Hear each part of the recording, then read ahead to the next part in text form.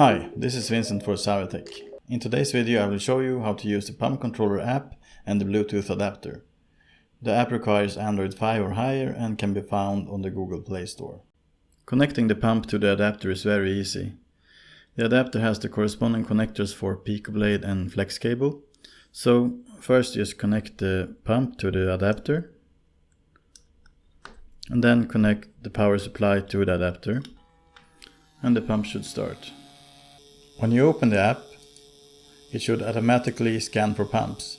If this is not working, make sure the location permission is set in the Android settings.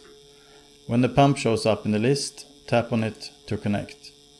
It may take a few seconds for the pump to properly connect and display current speed.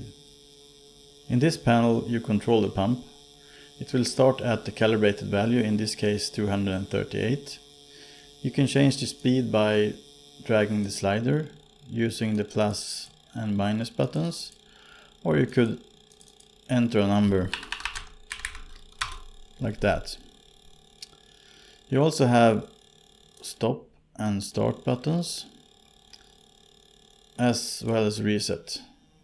Reset will reset the pump speed to the stored value, and finally you have the store in pump button, which will store the current speed, so when you reset, it will reset to that speed, like that. You also have restore factory settings, which will restore the pump speed that was set in the factory calibration. So it will reset to 238.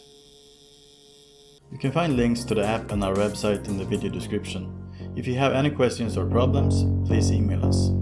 That was all for today. Talk to you in the next one.